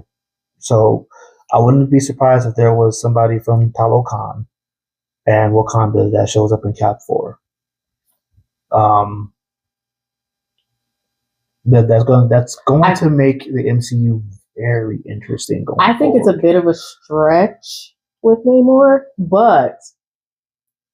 and the only reason I say that is because how have they not found this thing already, since they own the ocean pretty much? Well, they likely already have, but since now the world has kind of sitting around, because in that trailer they're fighting around that. They are fighting around it. So it's just been there this whole time. I'm like, it's just going around it and shit. Like, oh, that's a big thing sticking out the way. Anyways, I'm sorry. I know I keep bringing that up, but I'm just these next two movies, I think they're pretty pretty crucial to the MCU. But we are getting the Russo brothers back for both of these next two Avengers movies.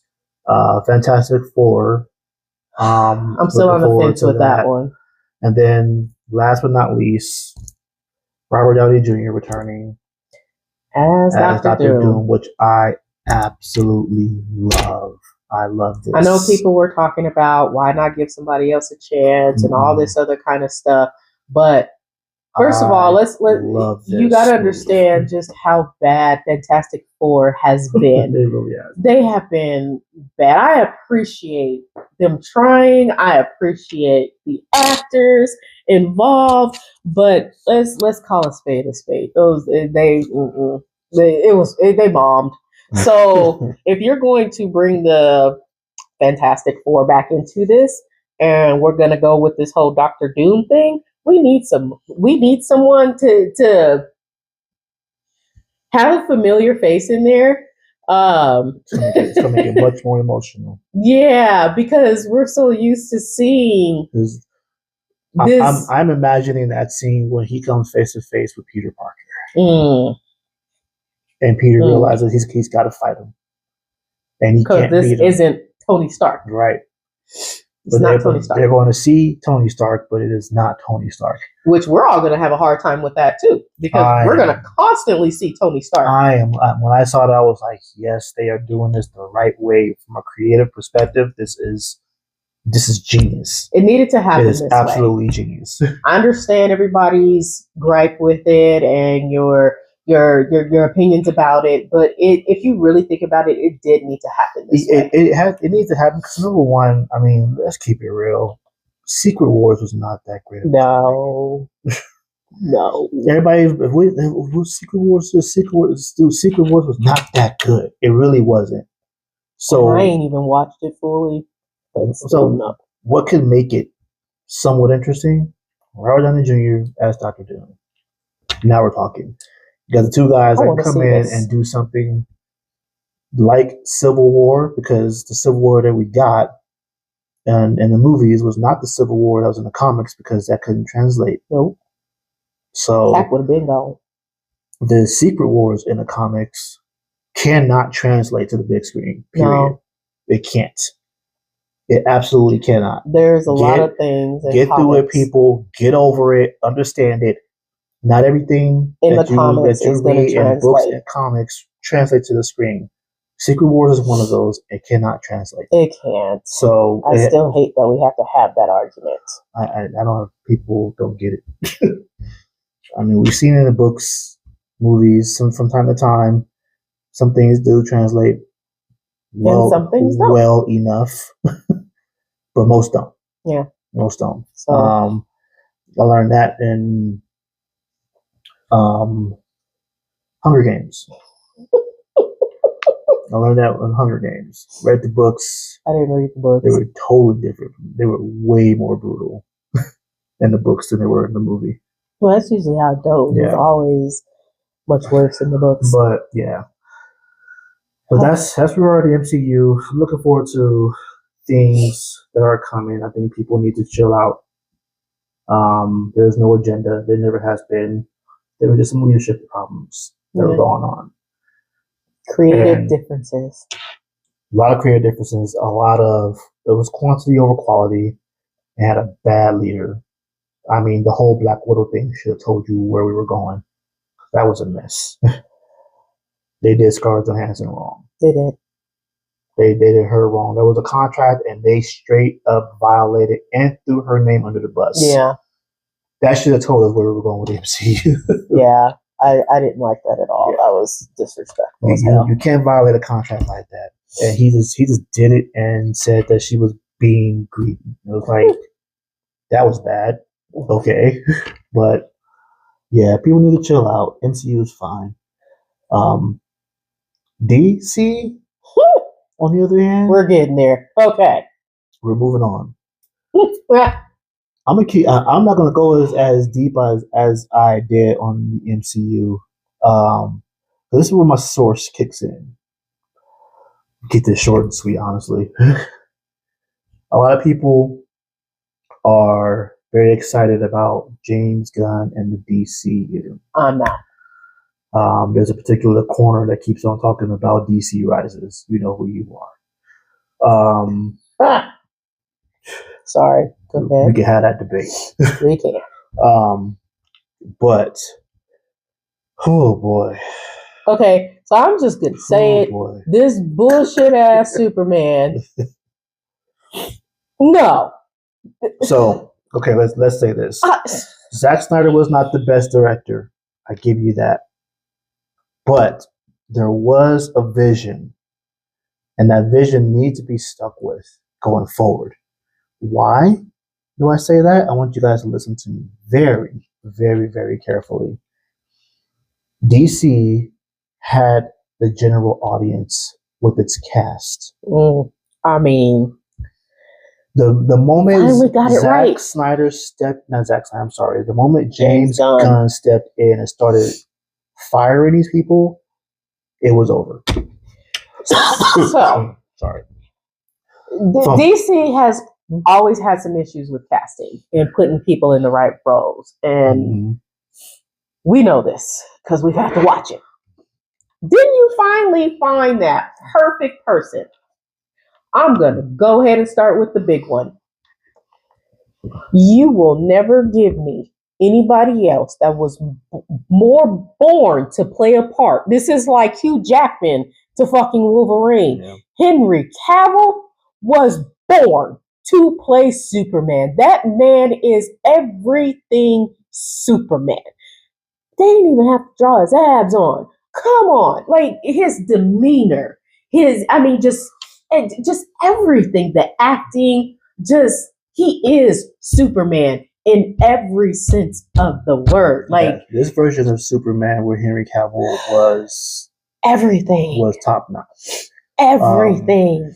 But here's where they've gone wrong. This is where my source comes in. I hope you guys are listening up, you DCU fans, DC Rises bullshit. Look, James Gunn's going to fuck this up. He's going to fuck this up. Talking about one of the guys with the biggest heads in Hollywood.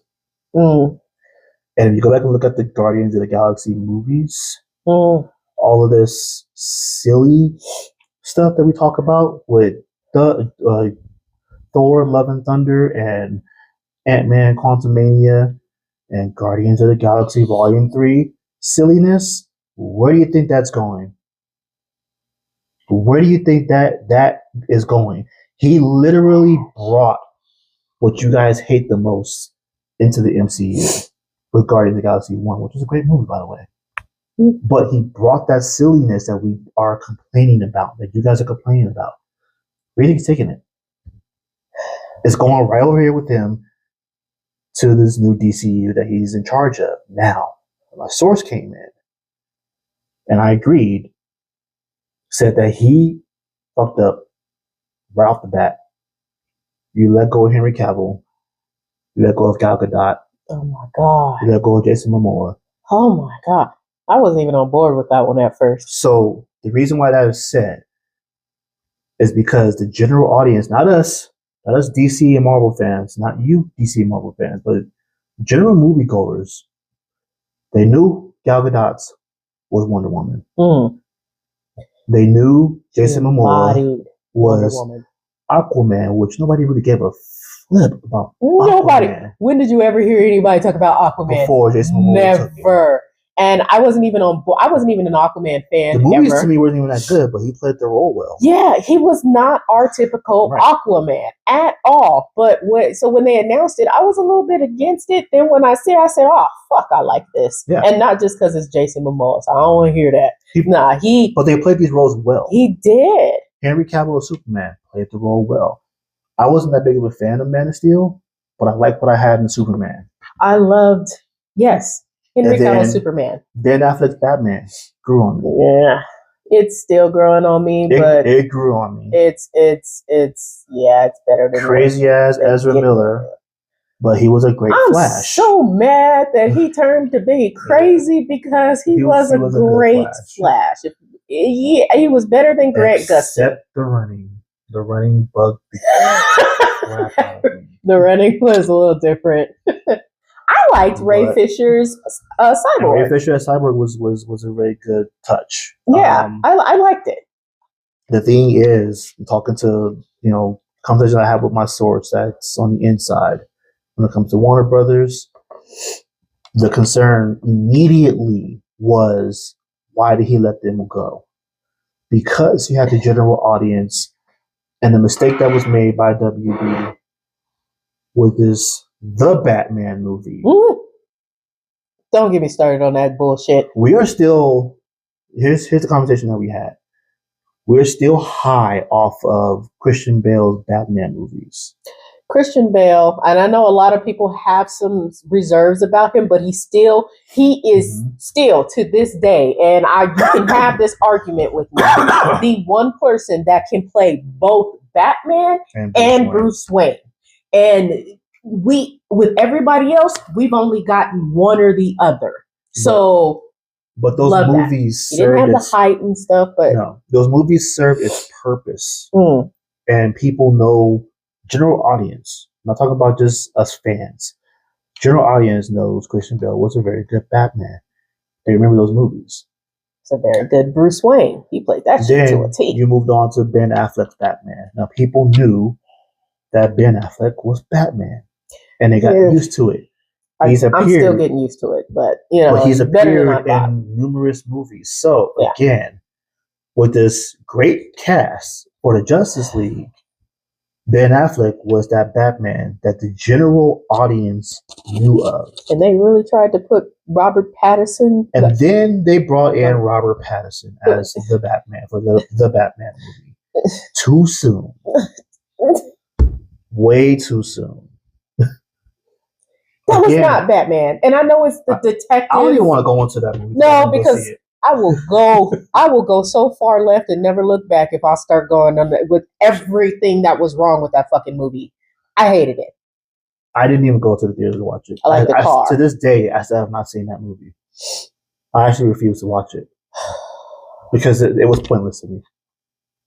I didn't want to see it. It was pointless. Let me just say one thing. I'm not saying that he could have been a good Batman or not. The movie itself, but this is where the writing.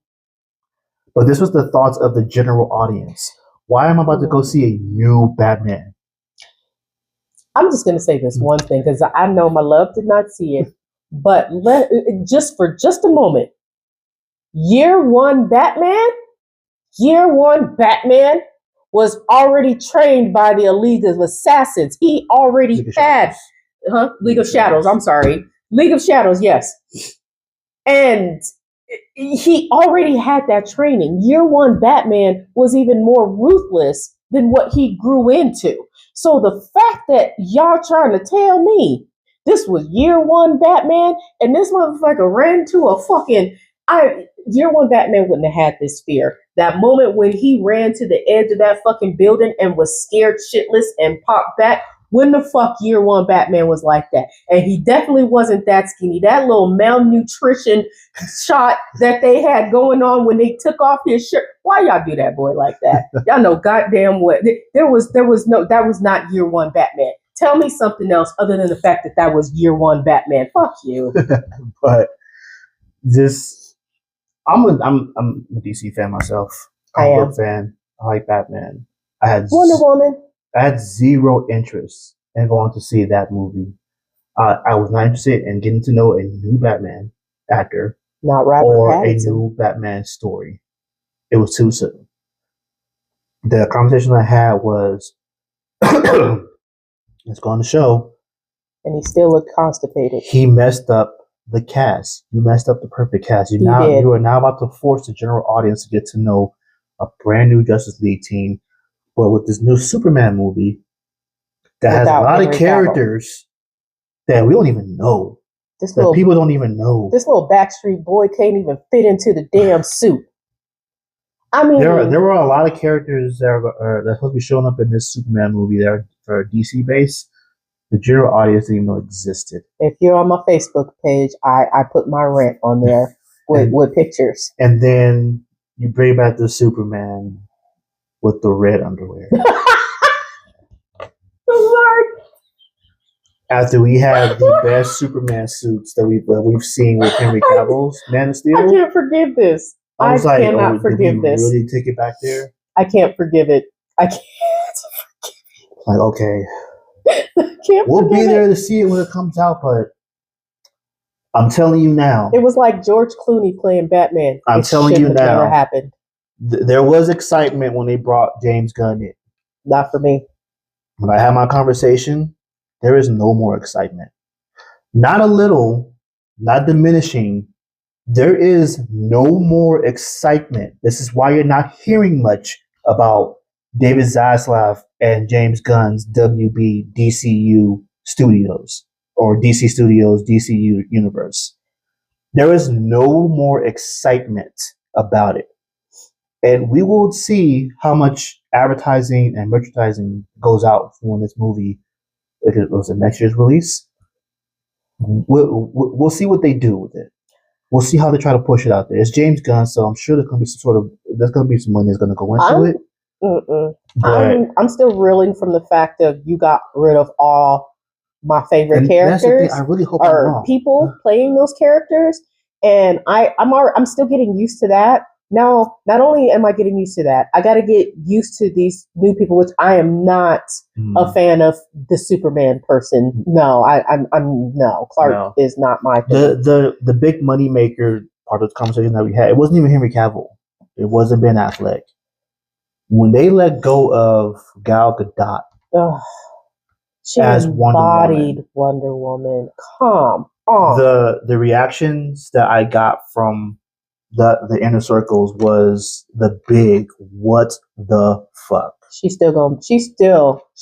still my Wonder Woman. So that was the reaction within those inner circles. Like, what is he doing with that? Because you see Gal Gadot anywhere, you immediately think Wonder Woman. Mm-hmm. There's an entire generation of girls that are out there. When they see that woman, they see Wonder Woman. There's an entire generation of teenage girls, women, little girls. When they see Gal Gadot, that is our generation's Wonder Woman. Why? I'm still even debating if I want to go see this movie. Why? Even as bad as Wonder Woman 1984 was. Oh, God, don't let me talk about that. I still love Gal Gadot. But even as bad as that movie was, Gal Gadot's Wonder Woman. That shit hurt my heart.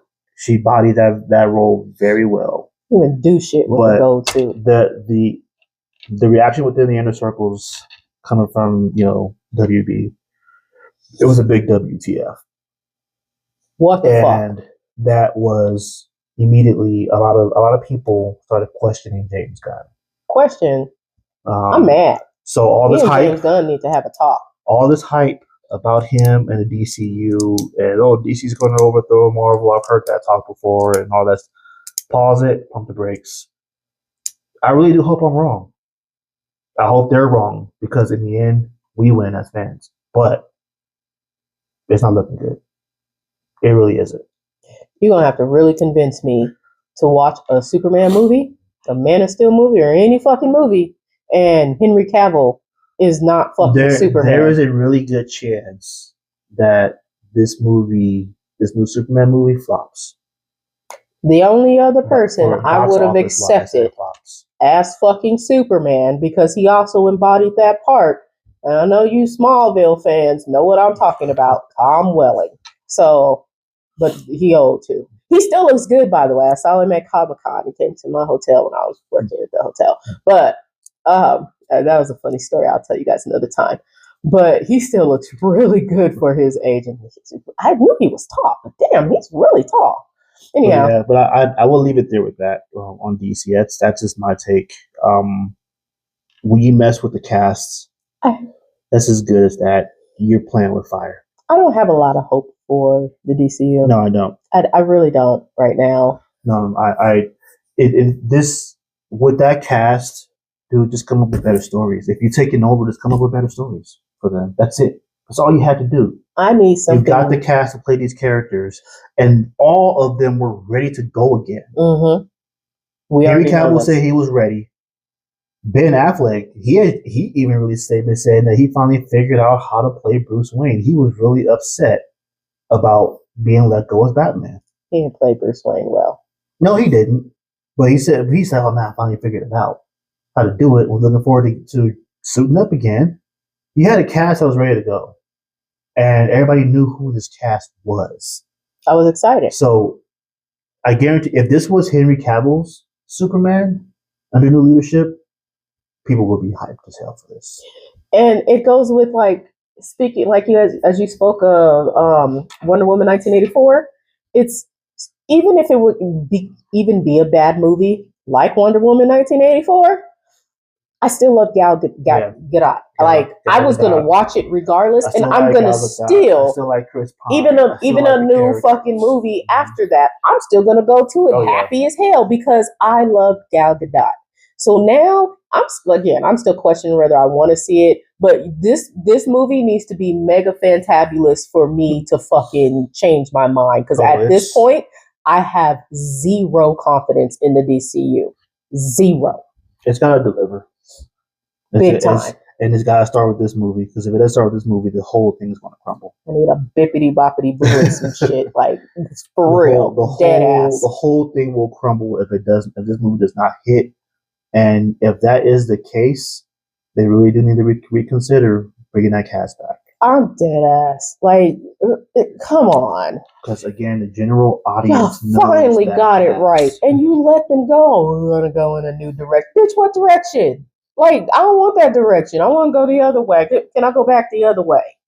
But yeah, from my source, this was a conversation that was a while ago. It's not looking good, which is why it's gotten really quiet about this Superman movie. Very quiet. Not once did you hear Deadpool and Wolverine go silent leading up to this movie's release. Think about that. Not once.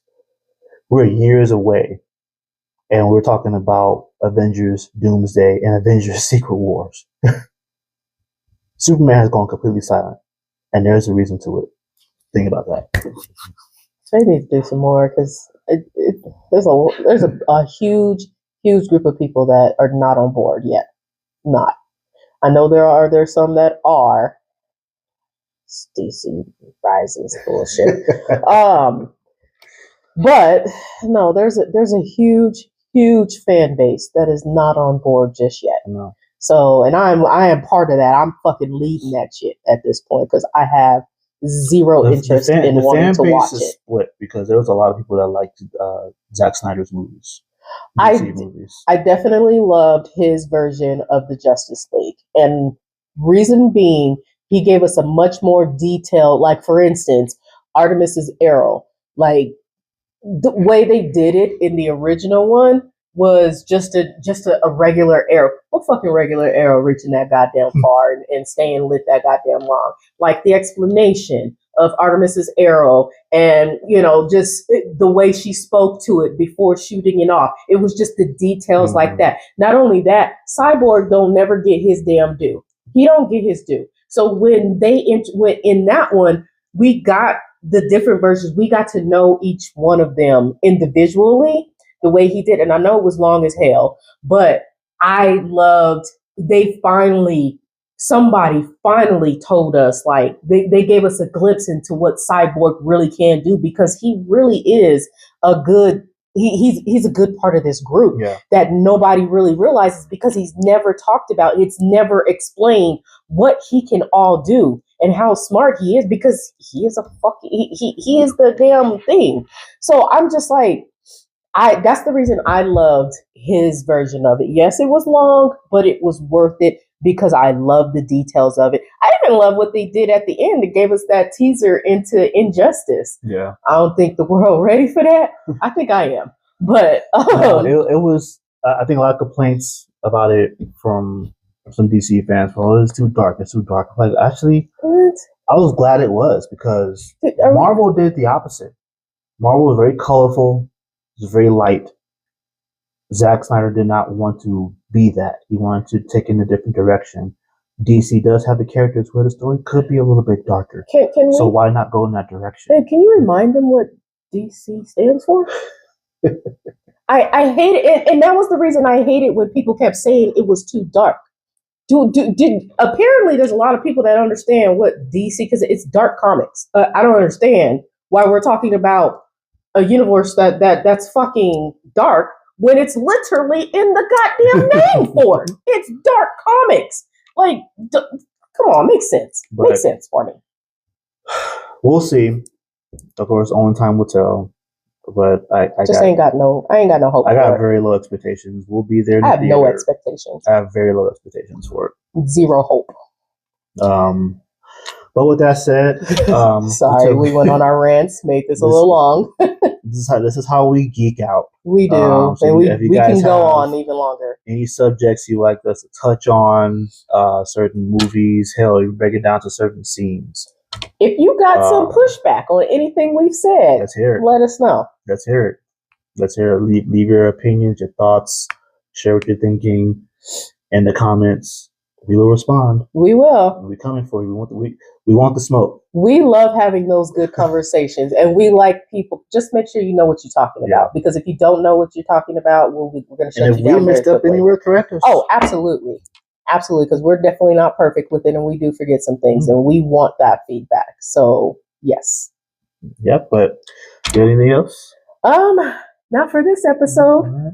We will be making another video that's going to give you an intro into our wedding journey, and we've got some sports things that we're going to be talking about as well on another channel.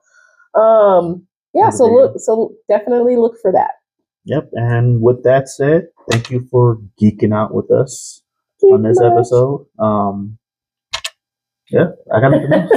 Nothing else for right now. Thanks for hanging in there with us, and we hope to see you guys a little later. We appreciate it. Appreciate it very much. This is